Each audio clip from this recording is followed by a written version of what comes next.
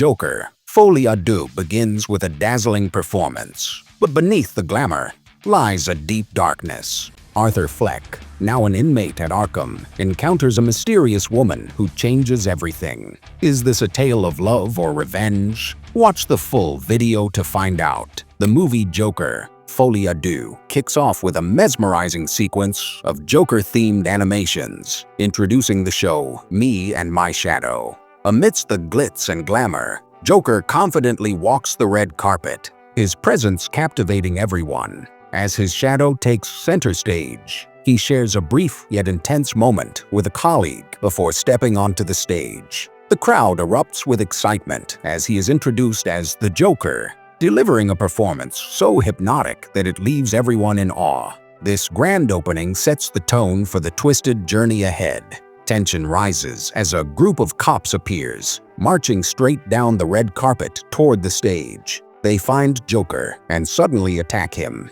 beating him harshly until he lies still on the ground. We enter the grim and chilling Arkham Asylum, where the eerie screams of DC's most twisted villains echo through the halls. In Wing E, we reach door E258 and find Arthur Fleck, thin, broken, and weighed down by his existence. Head lowered and shoulders slumped, he's dragged by Officer Jackie Sullivan to a bare-bones bathroom to clean up.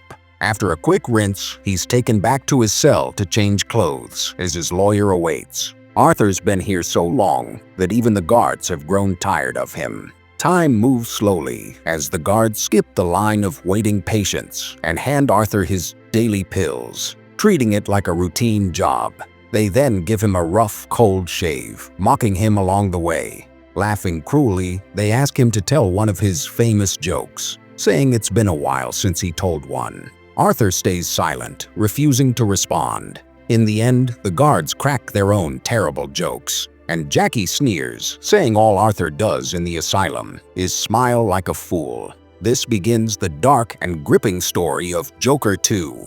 We see Arthur Fleck again, walking under the watchful eyes of the guards on a dull gray morning, the heavy air matching his darkness. As they escort him, the officers reveal a chilling fact. At the end of the first movie, Arthur killed 5 people, one of them live on national TV. In the midst of this grim scene, a mysterious woman appears, hinting at what's to come. She seems to be Harley Quinn, flashing an ironic smile as she approaches Arthur and playfully mimics shooting herself in the head. The moment is interrupted when the guards drag him away to meet his lawyer. In the meeting room, his lawyer reveals that they'll be seeing Dr. Deborah Kane, who will evaluate if Arthur is mentally fit to stand trial. If the diagnosis favors him, he'll be sent to a high-security psychiatric hospital instead of staying in the asylum with criminals. With a warning tone, his lawyer tells Arthur that Dr. Kane believes he's been dealing with deep trauma since childhood. She suggests that in Arthur's mind, he may not be alone, that someone else might exist inside him, possibly the real mastermind behind the crimes he committed. This is the key moment, Arthur's interview with Dr. Deborah Kane. They sit across from each other, and the doctor encourages him to be open, asking him to share everything in detail. She starts by asking about the 3 men who attacked him on the subway, looking for any link to his past or childhood pain. Arthur stays silent, as usual. The doctor then shifts her focus and asks about Murray Franklin, the man Arthur killed while dressed as the Joker, dancing with disturbing joy. For the first time, Arthur breaks his silence. He explains that the music reminded him of the moments with his mom, and he still hears her voice in his head, echoing constantly. Dr. Kane realizes that the Joker persona, Arthur's dark side, became stronger after his mother's death. Fascinated by this split personality, she asks him to let the Joker out and speak directly to her. The next day, a curious kid in the asylum approaches Arthur and innocently asks what it feels like to kiss someone, as he's never kissed anyone before. Without a word, Arthur surprises him by giving the kid a quick kiss, leaving him stunned, struggling to process what just happened. The moment is strange and uncomfortable, showcasing Arthur's unpredictability. Later, the guards mock Arthur with their usual cruel jokes, but the Joker remains silent, unaffected. Then one guard makes a remark that sticks with him. He tells Arthur that he should feel like a star, since the movie about him has made him a celebrity. This comment leaves a lasting impact on Arthur. Later, as he takes his daily pills, his mind keeps returning to the idea of being a star, being seen and admired. This thought begins to take hold, fueling Arthur's transformation into the Joker. A new day begins in the Grim Asylum, and a guard approaches Arthur Fleck with a robotic "Good morning." They take him to join the other inmates, who are singing together. Now it's Arthur's turn to join in. He's assigned to music classes, hoping the melodies might bring him peace. The guards only ask one thing: he must join the others and sing along. Among the group, Arthur locks eyes with the girl from earlier. Curious, she asks if it's really him. Arthur steps closer, and she introduces herself as Lee. Without hesitation, Arthur confesses that he killed 5 people, the last one on live TV, and that it was really 6 because he also killed his mother, a secret no one else knows. Lee, unfazed, reveals she's watched the movie about him at least 20 times and loved it. In fact, she's a fan. Lee opens up about her past, saying her father used to beat her until he died. In response, she set fire to their building, and her mother had her locked up in the asylum. She also confesses that when she saw Arthur with Murray Franklin on TV, she wished he would kill himself. When he did, she felt less alone, like they shared something dark. Their conversation is interrupted when Jackie, the guard, comes to take Arthur for his daily meds, just part of the same old routine. Arthur hits the news again when it's revealed that he's mentally fit to stand trial, and the prosecution is seeking the death penalty. The news spreads through the asylum, becoming a joke among the inmates. Unbothered, Arthur starts singing, using music to free himself. His catchy melody draws the others in, creating a rare moment of harmony. For the first time in a long while, Arthur feels liked and accepted. However, this sense of acceptance is only a fantasy in his mind. In reality, Arthur hasn't spoken a word. The scene fades, and we next see him, poorly restrained in the rain, enduring cruel punishment. His body is hunched, and his spirit breaks more with each drop of the storm. Arthur contacts his lawyer, telling her that reporters have been surrounding him all week, trying to get an interview.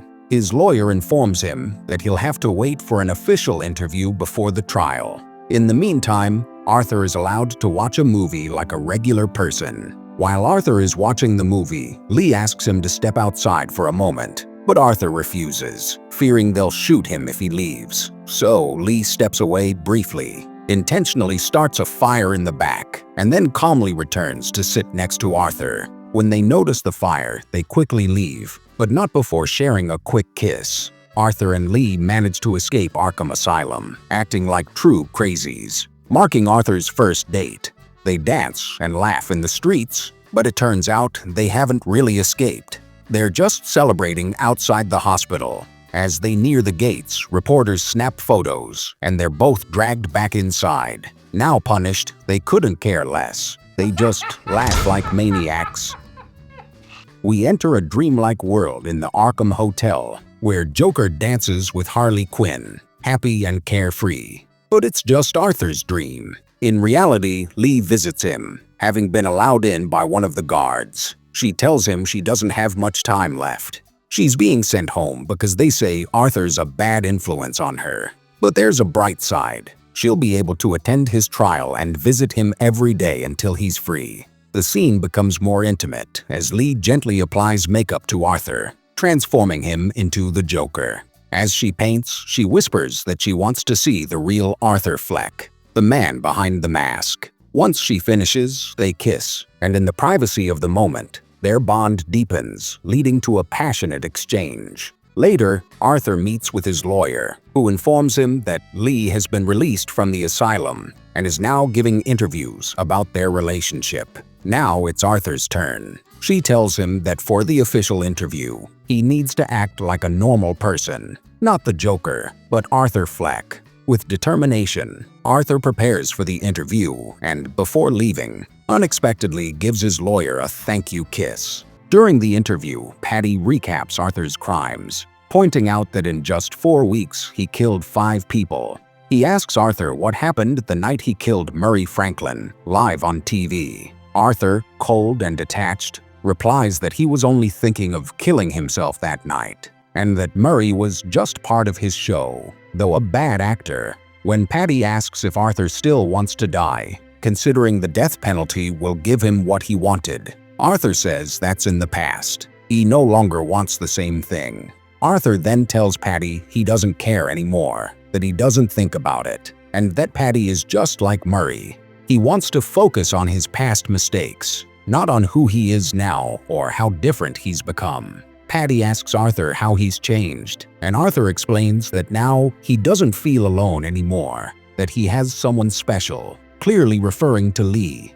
Patty shows him a newspaper with a photo of them from the night they tried to escape. Seeing the picture, Arthur starts singing, declaring his love for Lee, saying he'll sing to her, bring her spring, and hold her tight. Meanwhile, Lee watches the interview, determined. She breaks a store window, steals a TV, and takes it with her. Hours later, the day of the trial arrives. Arthur is taken to court, walking through a crowd of followers and fans dressed as clowns in his honor. As the trial is about to start, the Arkham guards watch the live broadcast. Then the opposing lawyer takes the floor. In his view, Arthur isn't psychotic and believes he was fully aware of what he was doing when he committed the crimes. According to him, Arthur is faking his mental illness, and all he really suffers from are 4 issues: lack of empathy, depression, anxiety, and non-complex disorders. Arthur's lawyer steps in and asks how long his interview lasted.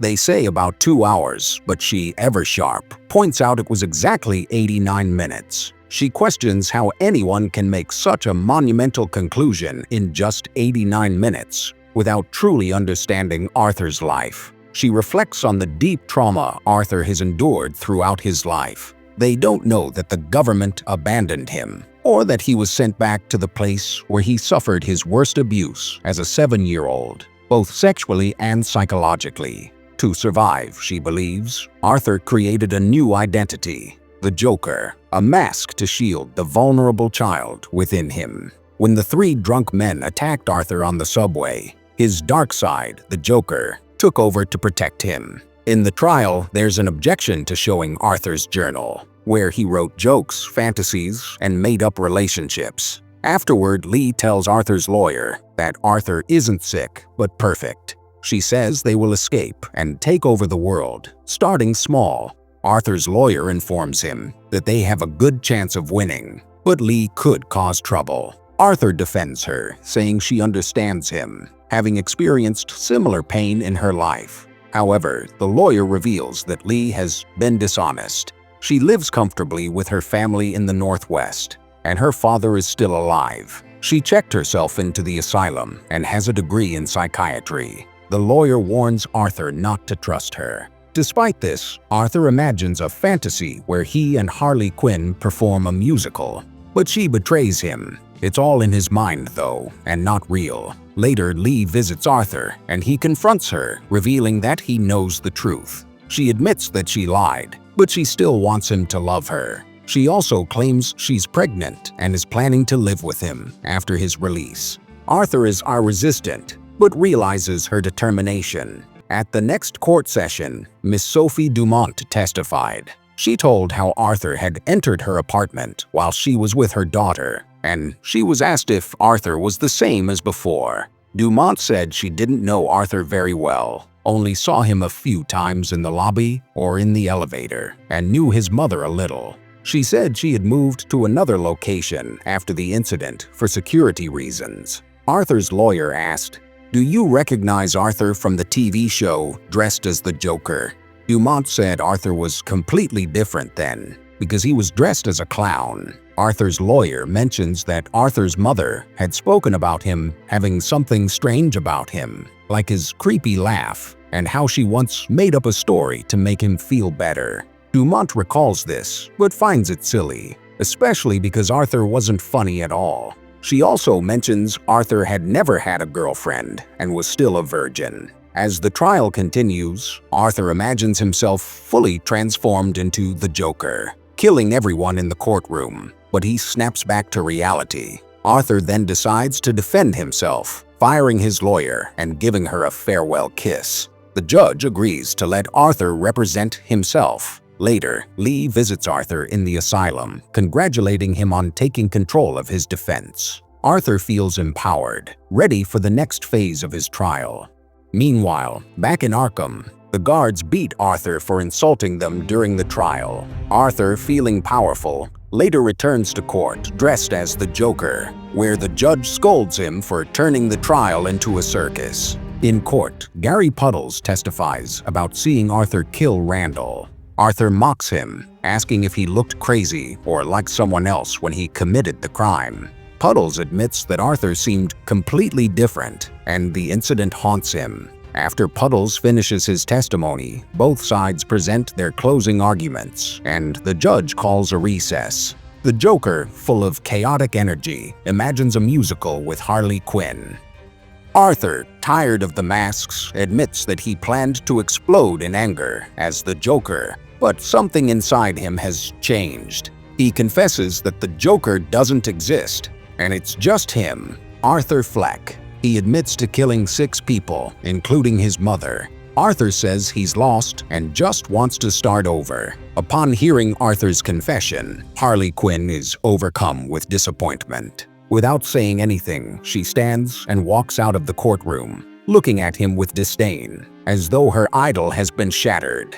The final rupture between them is undeniable. Soon after, Arthur is allowed to make a phone call. He reaches out to Lee, asking her to return before the verdict is read in an hour. As he waits, he sings her a song over the phone, which only reaches the silence of her voicemail. Lee, sitting alone, listens to his words with tears in her eyes. She lifts a gun and points it at herself. After a while, the court proceedings resumed, and just as George was about to deliver his verdict, a bomb exploded outside the courthouse. George and many others died in the explosion, but it is not known who detonated the bomb. Fortunately, Arthur survived, but his condition was bad. Still, he somehow managed to get out. At that time, a man wearing Joker makeup saw him and came and took him away. Probably a fan of Arthur. They took Arthur far away from the police. Arthur's old hope came back to him, that he would run away and build a house in the mountains with Lee.